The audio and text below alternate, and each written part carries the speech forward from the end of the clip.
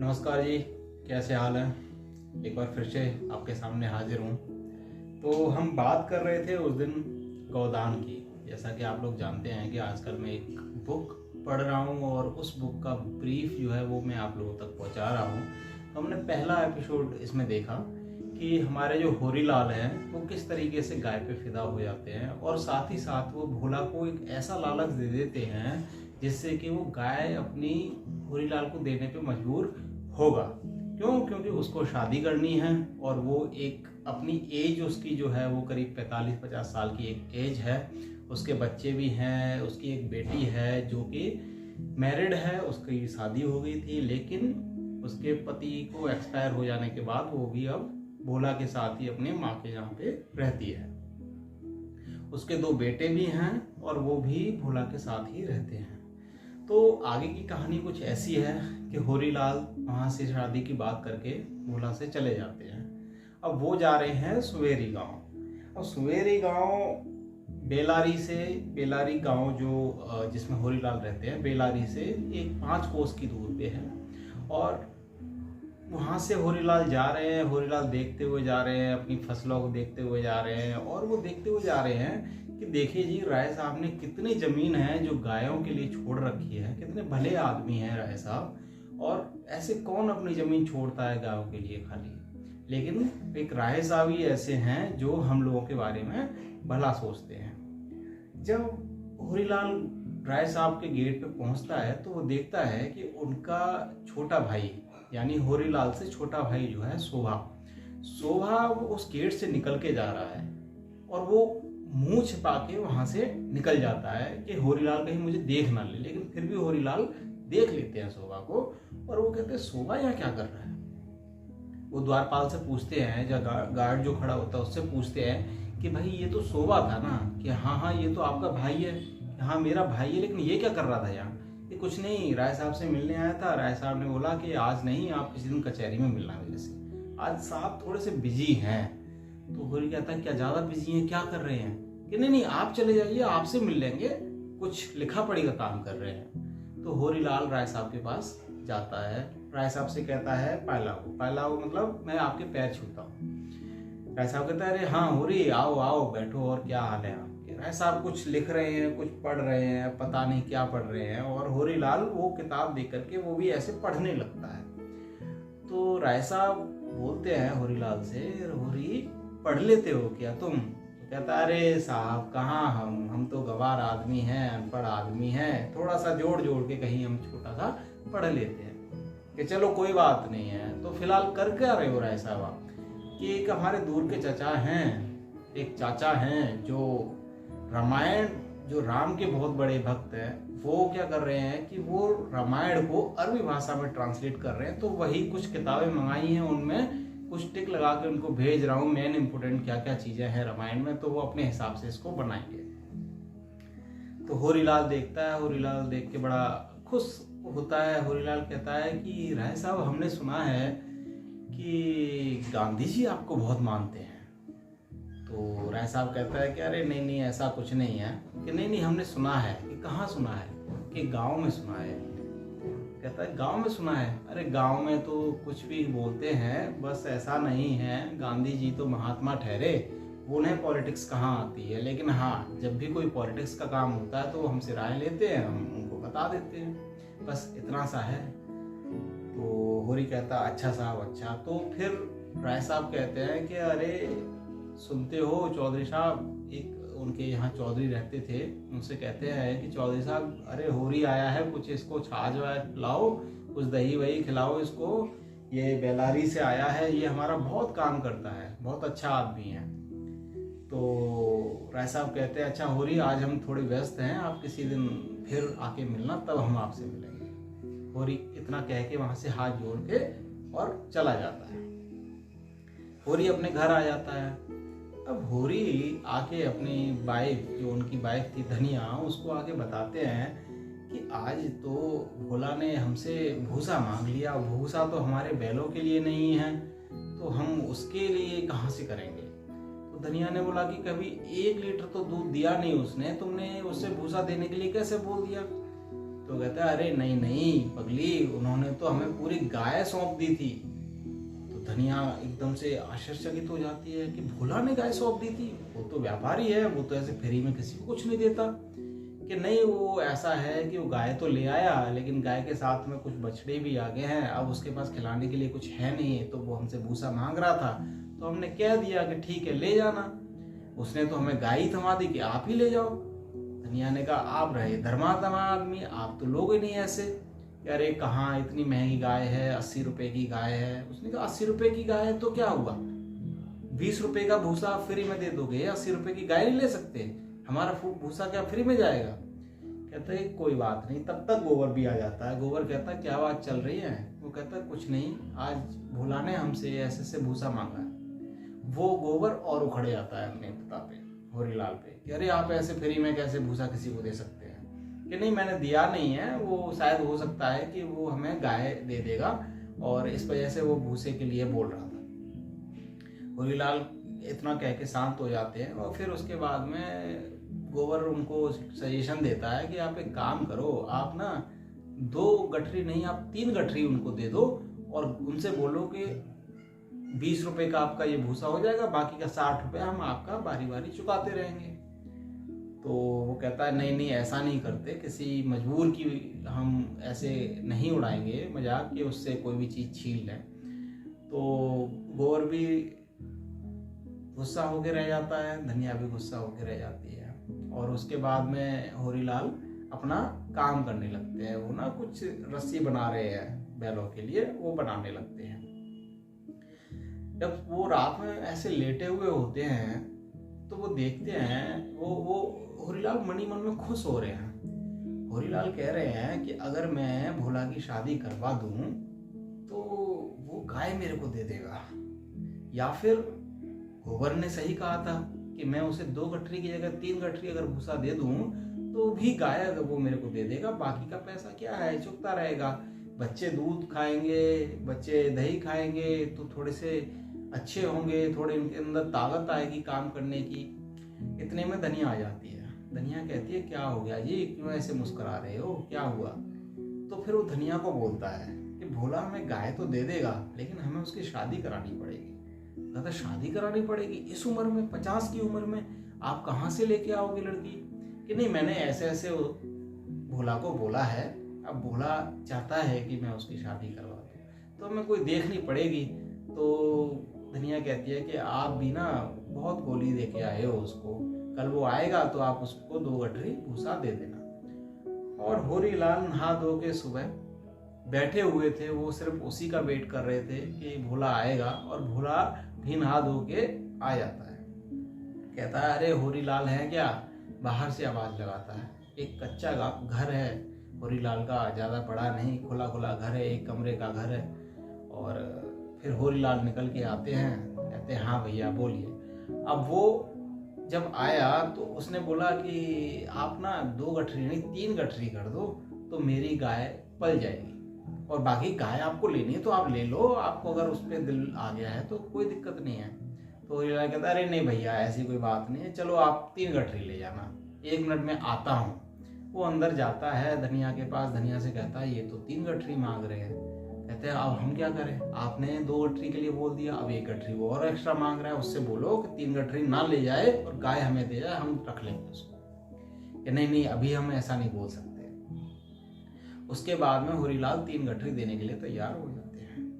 गोबर आता है तो वो कहते हैं होरीलाल भोला से कि काम करते हैं, आप वापस जाओगे फिर डाल के आओगे फिर वापस आओगे, तो इससे हम तीनों ही लेके चलते हैं, मैं भी चलता हूँ आपके साथ और गोबर भी चलता है। और दोनों लोग बात करते, तीनों लोग बात करते करते गठरी अपने सिर पे रख के जा रहे होते हैं भूसे की, कहाँ, उसके गांव में भोला के। अब वो जब गांव में जाते हैं तो गांव में पहुंचते ही जैसे मैंने बताया कि भोला की एक लड़की होती है जुनिया, तो वो कहता है अरे जुनिया सुनती है क्या, आजा जरा ये गठरी उतार ऊपर से मेरे सिर से।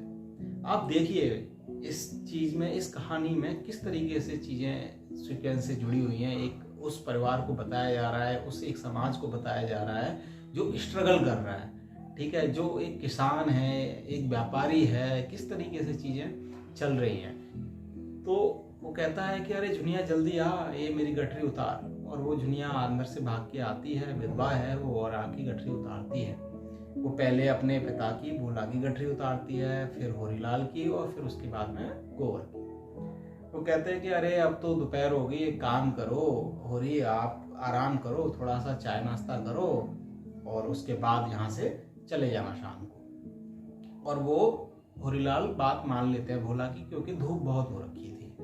वो रुक जाते हैं। उसके बाद में, रुकने के बाद में, वो तीनों लोग बात कर रहे होते हैं। और उसी बीच में जब दुनिया पानी भरने गई होती है तो गोवर भी उसके साथ गया होता है। गोवर जुनिया को पसंद करता है और ये बात किसी को भी पता नहीं है। जुनिया भी गोवर को पसंद करती है। ये दोनों एक दूसरे से चुपके चुपके मिलते हैं। उसके बाद में वो दोनों आपस में बात कर रहे होते हैं कि मैं बात करूँगा तुम्हारे शादी के लिए, बात करूँगा घर पे मैं देखता हूँ, अभी टाइम आएगा तब बात करूँगा। और होरीलाल इतने में बात कर लेते हैं गाय की। तो उससे भोला कह देता है कि एक काम करना, गोबर को कल भेज देना सुबह तड़के मानी जल्दी, सुबह तड़के भेज देना और उसके बाद वो गाय यहाँ से ले जाएगा। तो गोबर भी इतने में आ जाता है। गोबर कहता है हाँ चाचा, मैं कल आ जाऊँगा, सुबह मैं गाय ले जाऊँगा।